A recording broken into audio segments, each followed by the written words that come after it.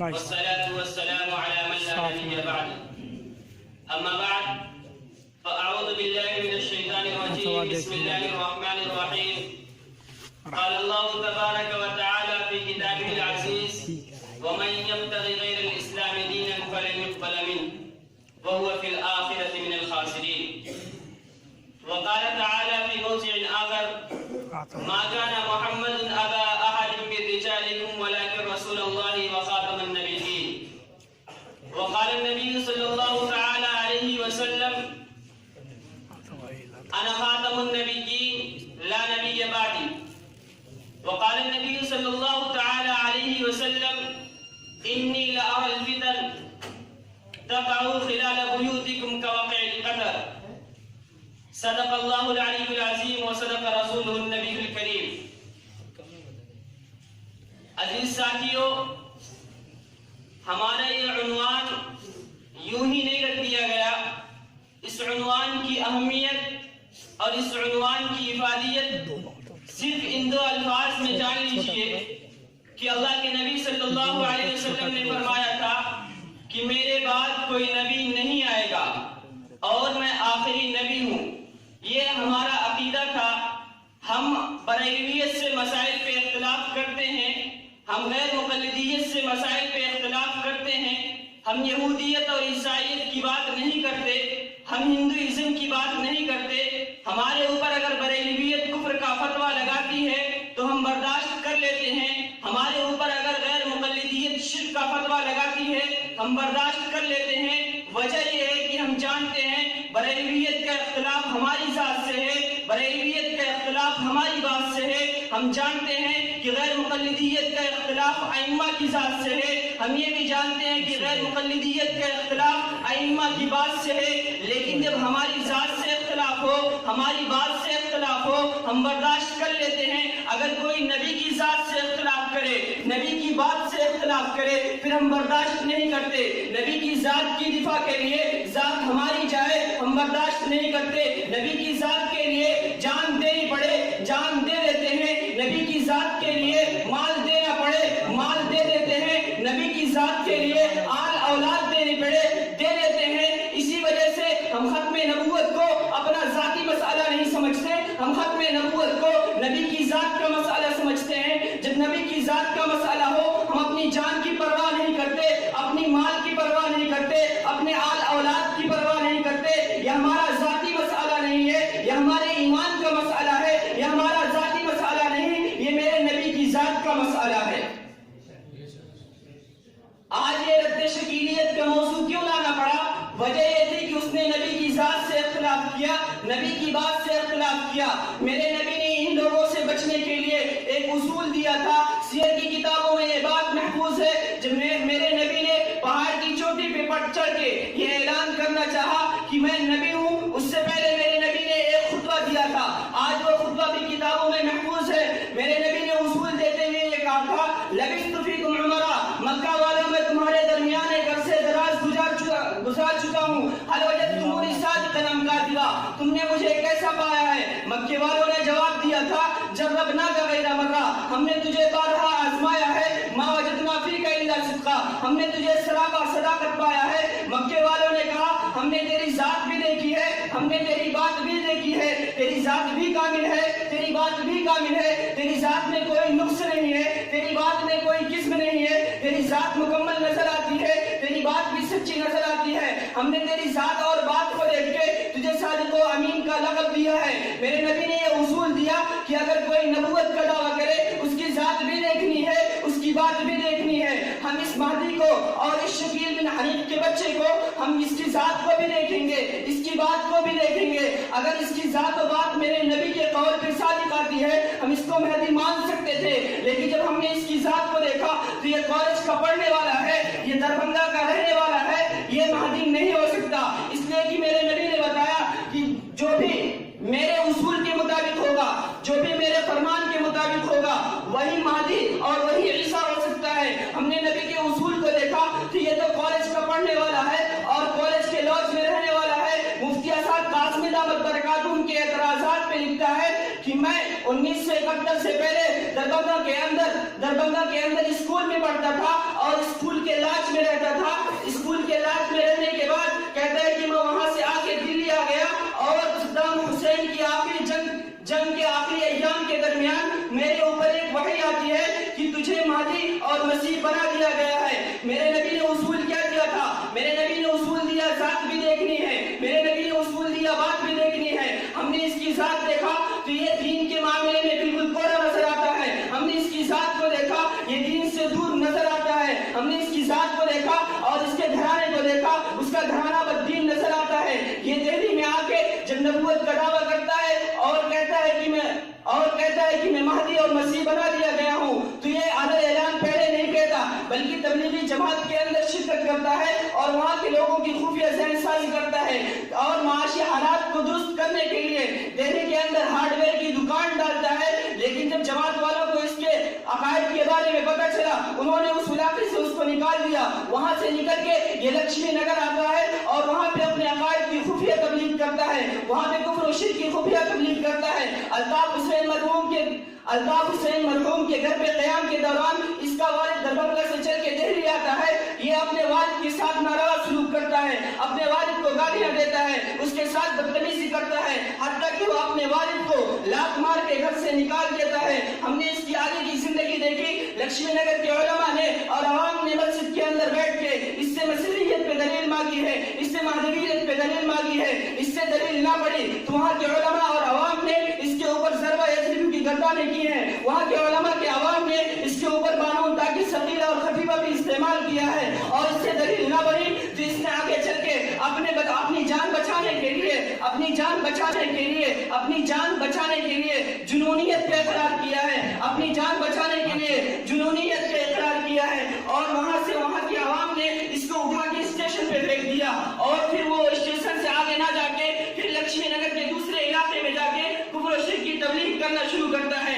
وہاں کے عوام نے جب اس کے عقائد کے بارے میں معلوم کیا تو اس پہ ضربہ ضرب پہ ایک دفعہ نہیں کیا بلکہ حلقے ساتھ کیا ہے، یعنی اس کے سر کو منڈا کیا اور پورے علاقے میں گھمایا ہے. جب میرے نبی نے کیا دلیل دی تھی؟ میرے نبی نے اصول دیا تھا اس کی ذات بھی دیکھنی ہے، اس کی بات بھی دیکھنی ہے. ہم نے ذات کو دیکھا تو یہ دین سے دور نظر آیا. ہم نے اس کی ذات کو دیکھا، اس کا گھرانہ بددین نظر آیا. ہم نے اس کی ذات کو دیکھا، اس کی تعلیم انگریزی تعلیم ہے. ہم نے اس کی تعلیم گاہ کو دیکھا، اس کی غیر اسلامی تعلیم نظر آتی ہے، غیر اسلامی تعلیم گاہ نظر آتی ہے. ہم نے اس کے ناروا سلوک کے بارے میں، جب اس کے اخلاق کے بارے میں معلوم کیا تو اپنے والدین کو گالی دینے والا نظر آتا ہے. ہم نے اس کے اخلاق کے بارے میں معلوم کیا تو اپنے باپ کو گالی دیتا ہے. ہم نے اس کے ناروا سلوک کے بارے میں معلوم کیا تو اپنے باپ کو لات مارتا ہے. جو اپنے باپ کو لات مارتا ہو، جو غیر تعلیم غیر دین حاصل کرتا ہو، جو کالج میں پڑھتا ہو، وہ مہدی نہیں بن سکتا. وہ اپنے باپ کا نہیں ہوا تو اسلام کا کیسے ہو سکتا ہے؟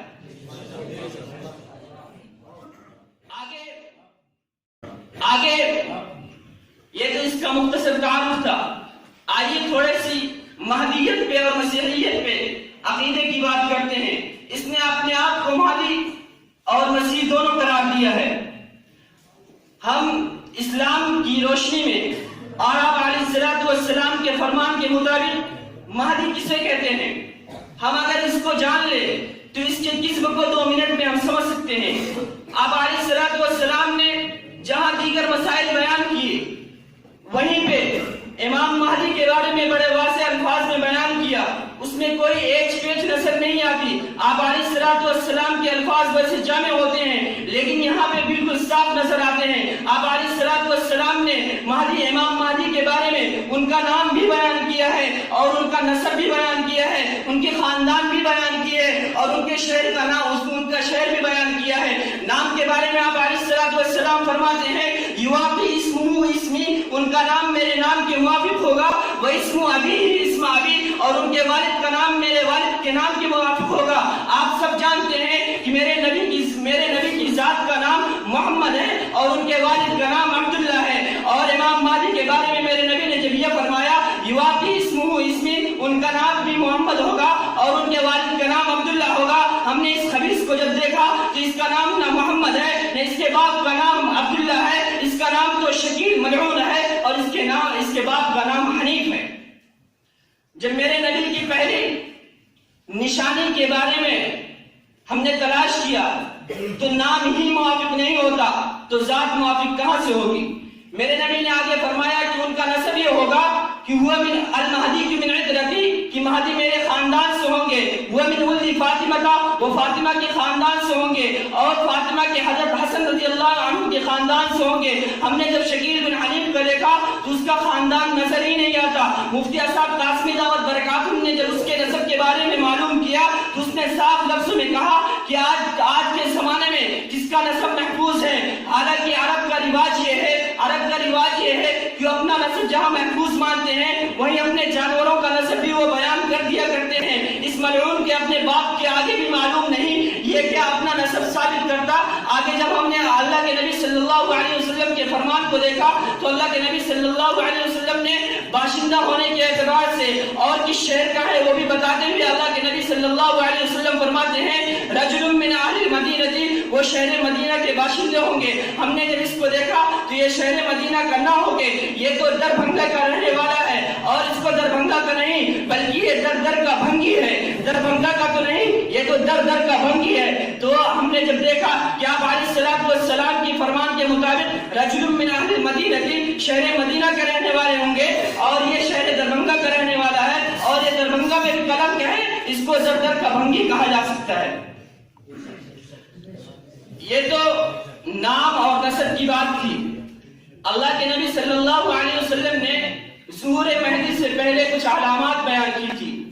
اللہ کے نبی صلی اللہ علیہ وسلم نے فرمایا تھا کہ امام مہدی اس وقت آئیں گے جب عرب کے 3 شہزادے فرات کے اندر ظاہر ہونے والے سونے کے پہاڑ پہ لڑائیاں کریں گے اور ان میں سے کوئی حاصل نہیں کرے گا زہرت الرایات۔ اللہ کے نبی صلی اللہ علیہ وسلم فرماتے ہیں کہ لال کالا جھنڈا ظاہر ہوگا من قبل المشرقی، مشرق کی جانب سے آئے گا، یعنی فرات میں ظاہر ہونے والے سونے کے پہاڑ کے اوپر عرب کے 3 شہزادے لڑائی کریں گے، اور ان 3 شہزادوں میں سے کسی کو وہ مال حاصل نہیں ہوگا اس سے پہلے کہ امام مہدی ظاہر ہو جائیں گے۔ اس کم وقت کو دیکھتے ہیں، نہ فرات کا سونا ظاہر ہوا اور نہ فرات کے دریا میں کسی سونے کے پہاڑ کا بھی ظہور ہوا ہے، اس سے پہلے یہ ظاہر ہو گیا، اس سے پہلے ظاہر ہونا ہی اس بات کی علامت ہے کہ یہ جھوٹا ہے۔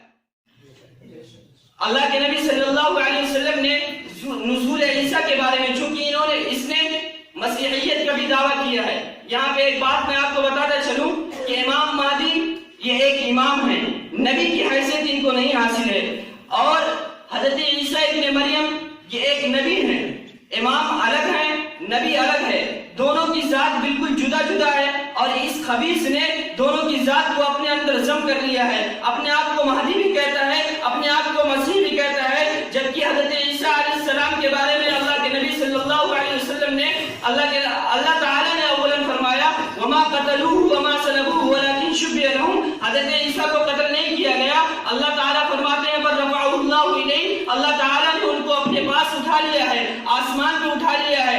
اللہ تعالیٰ فرماتے ہیں وَإِن مِّنْ أَهْلِ الْكِتَابِ إِلَّا لَيُؤْمِنَنَّ بِهِ قَبْلَ مَوْتِهِ، کہ قیامت کے قریب نزول عیسیٰ یعنی عیسیٰ علیہ السلام نازل ہوں گے، اور جو یہودی اور جو عیسائی اس وقت زندہ ہوں گے وہ سارے کے سارے ان پر ایمان لائیں گے۔ وَيَوْمَ الْقِيَامَةِ يَكُونُ عَلَيْهِمْ شَهِيدًا، قرآن کی آیات کہتی ہے کہ عیسیٰ علیہ السلام پہ اس وقت جو ایمان لائیں گے ان کے بارے میں عیسیٰ علیہ السلام قیامت کے اندر گواہی دیں گے۔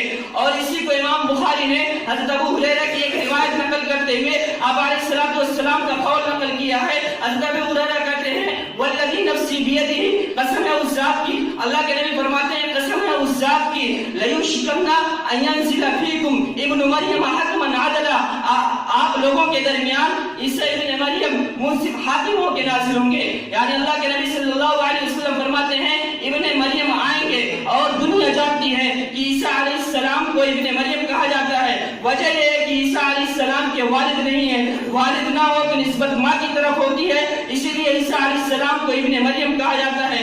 اللہ کے نبی صلی اللہ علیہ وسلم علامات بتاتے ہیں اور ان کے کارنامے بتاتے ہیں، عیسیٰ علیہ السلام صلیب کو توڑ دیں گے۔ دوسرا کارنامہ بتایا یقتل الخنزیر، خنزیر کو ذبح کر دیں گے، ختم کر دیں گے، اس کو مار دیں گے۔ آگے فرمایا یدع الجزیہ، جزیے کو ختم کر دیں گے یعنی ٹیکس کو ہٹا دیں گے۔ آگے فرمایا یفیض المال، مال کی فراوانی کر دیں گے۔ اللہ کے نبی صلی اللہ علیہ وسلم علامات بتاتے ہوئے کہتے ہیں حتی تکون السجدۃ سجدۃ الواحدۃ خیر من الدنیا وما فیہا، وہ زمانہ وہ ہوگا کہ اس وقت ایک سجدہ کرنا، اللہ تعالیٰ کے ایک سجدہ کرنا خیر من الدنیا وما فیہا، دنیا وما فیہا سے زیادہ بہتر ہوگا۔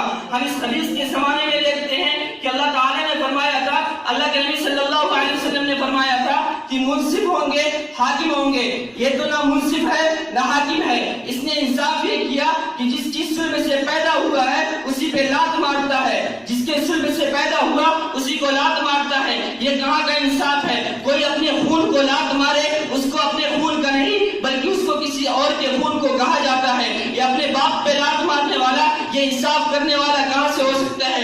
دوسری بات کہی فَيَكْسِرُ الصَّلِيبَ، عیسیٰ علیہ السلام صلیب کو توڑ لیں گے، یہ ٹائی پہننے والا یہ صلیب کو اپنی گلے میں لٹکاتا ہوا نظر آتا ہے۔ تیسری بات فرمائی یقتل الخنزیر، خنزیر کو قتل کر دیں گے، اس کی شکل خود خنزیر سے ملتی ہے، یہ کیا خنزیر کو قتل کرے گا؟ اللہ کے نبی نے فرمایا تھا یدعو الجزیہ، جزیے کو ختم کر دیں گے، ٹیکس کو ختم کر دیں گے۔ یہ ٹیکس میں پڑھنے والا، کالج میں پڑھنے والا، لاج میں رہنے والا، وہ ٹیکس ہی کی کمائی ہوتی ہے اور ٹیکس کا پیسہ ہوتا ہے۔ ٹیکس سے پڑھنے والا ٹیکس کو ختم نہیں کر سکتا۔ اللہ کے نبی نے فرمایا تھا یفیض المال، مال کو پانی کی طرح بہائیں گے، یہ مال کو اپنے اندر لیتا ہے اور مال کو جذب کرتا ہے، یہ مال کو اپنے اندر لیتا ہے اور مال کو جذب کرتا ہے۔ بتائیے ایک بھی علامت عیسیٰ علیہ السلام کی اس کے اندر نہیں آتی، ایک بھی علامت جب اس کے اندر نہیں آتی تو ہم اس کو کہاں سے مان لیں گے؟ تو امام مہدی الگ، عیسیٰ علیہ السلام الگ اور یہ ملعون بالکل الگ، اس لیے کہ اللہ کے نبی صلی اللہ علیہ وسلم نے نسب بتایا، ہم نے اس کا نسب دیکھا، اس کا نسب مجہول ہے۔ اللہ کے نبی صلی اللہ علیہ وسلم نے علامات بتائی، ہم نے علامات دیکھی، اس سے پہلے کوئی علامت نسب نہیں آتی۔ عیسیٰ علیہ السلام کے بارے میں اللہ کے نبی صلی اللہ علیہ وسلم نے فرمایا کہ ابن مریم ہوں گے، ہم نے دیکھا یہ ابن حنیف ہے۔ امام مہدی کے بارے میں اللہ کے نبی صلی اللہ علیہ وسلم نے پورا سلسلہ نسب بیان کیا، ہم نے اس کا سلسلہ نسب دیکھا، وہ بھی نظر نہیں آتا، اس کا سلسلہ نسب مجہول ہے، اس کے بعد کے آگے اس کا سلسلہ نسب نہیں ملتا۔ ہم نے اس کی تعلیمی لیاقت دیکھی، وہ تعلیمی لیاقت کے بارے میں کہتا ہے کہ 1991 کے پہلے 1991 میں کہتا ہے کہ جب صدام حسین کی لڑائی چل رہی تھی اس وقت میرے اوپر وحی آئی ہے اور میں نے اپنی تعلیم چھوڑ کے مہدویت اور مسیحیت کی تبلیغ شروع کی ہے۔ اپنی تعلیم میں بھی ناقص نظر آتا ہے، جو شخص اپنی تعلیم میں بھی ناقص ہو، اپنی انگریزی تعلیم میں اپنے میدان میں ناقص ہو، وہ دوسری تعلیم میں اور دوسرے میدان میں کامل کیسے ہو سکتا ہے؟ تو اللہ کے نبی صلی اللہ علیہ وسلم نے اصول کیا دیا تھا؟ اصول یہ دیا تھا کہ کوئی بھی نبوت کا دعویٰ کرے اس کی ذات بھی دیکھنی ہے، اس کی بات بھی دیکھنی ہے۔ ہم نے ذات کو دیکھا، ہر اعتبار سے ناقص نظر آتا ہے، ہم نے بات کو دیکھا، جھوٹا اور جنون کا اقرار کرتا نظر آتا ہے۔ جس کی بات ناقص ہو اور جس کی بات جھوٹی ہو، جس کی ذات ناقص ہو، جس کی ذات جھوٹی ہو، اس کو نبوت کے سہرے پہ اور اس کے سر پہ نبوت کا تاج تو نہیں رکھا جا سکتا۔ ہاں اس کے سر پہ نبوت کے تاج کے علاوہ ہمارے جوتوں پر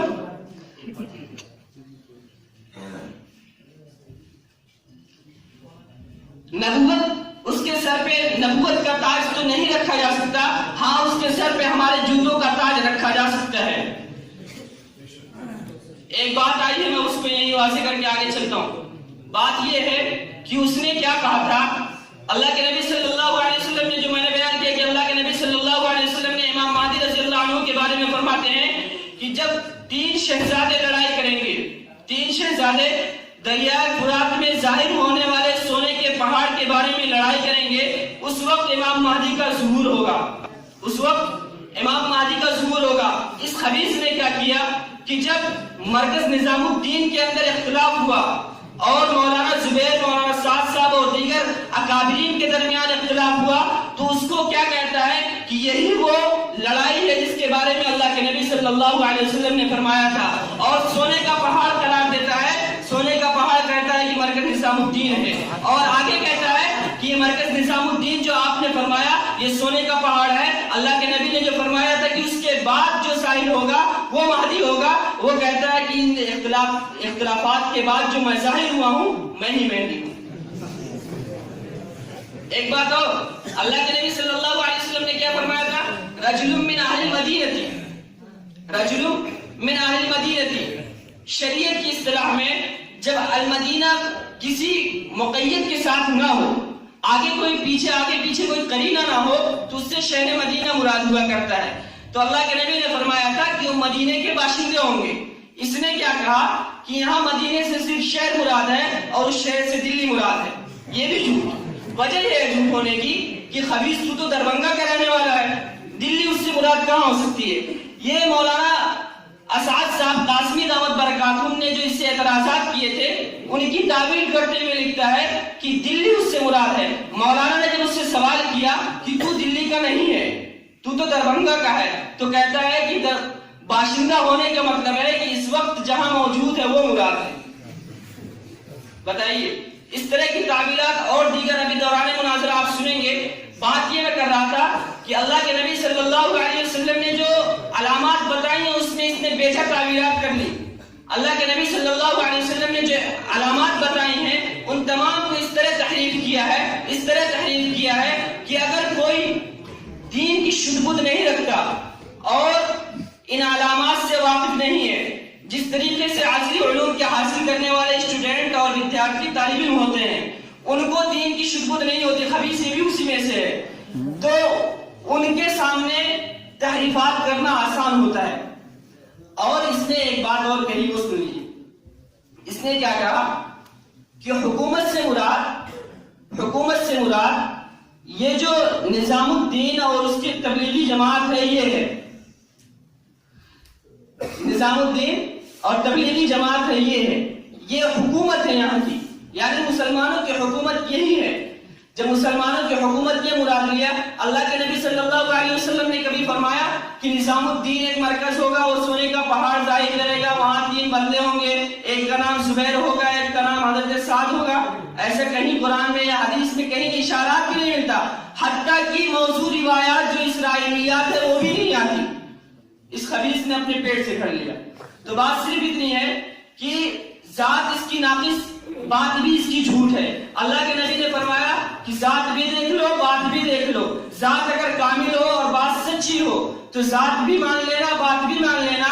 اگر اس کا نام میرے نام کے موافق ہو، اس کے والد کا نام میرے والد کے نام کے موافق ہو، وہ مدینہ کا رہنے والا ہو۔ ایک بات یہاں اور سن لیجیے، مدینہ کا رہنے والا ہونے کے ساتھ ساتھ اللہ کے نبی صلی اللہ علیہ وسلم نے فرمایا تھا کہ وہ مدینے سے نکل کے مکے جائیں گے، اور مکے کے جو بزرگ ہوں گے اس وقت کے، اور جو مسلمان ہوں گے، ایمان والے ہوں گے، وہ امام مہدی کو پہچانیں گے۔ امام مہدی کبھی دعویٰ نہیں کریں گے میں مہدی ہوں، میرے ہاتھ پہ بیعت کرو۔ اس خبیث نے دعویٰ کر کے اس بات کو ثابت کر دیا۔ اللہ کے نبی نے بتا دیا تھا کہ دعویٰ کرنے والا مہدی نہیں ہو سکتا، خود سے لوگ اس سے بیعت کریں گے، وہ بیعت کرنے کے لیے دعوت نہیں دے گا۔ باقی باتیں دوران مناظرہ آ جائیں گی، اور جو باتیں رہ جائیں گی انشاءاللہ حکیم مستحکم صاحب سے سن لیجیے گا۔ یہ موضوع کو سمجھنے کے لیے اس کی ذات کو میں نے اس لیے سے بحث لایا کہ جب آپ ذات پہ حملہ کر دیں گے تو بات اس کی قابل قبول نہیں رہ جاتی۔ اگر اس کی ذات کو ہی تسلیم نہ کیا جائے تو اس کی بات بھی تسلیم نہیں کی جاتی۔ وآخر دعوانا الحمد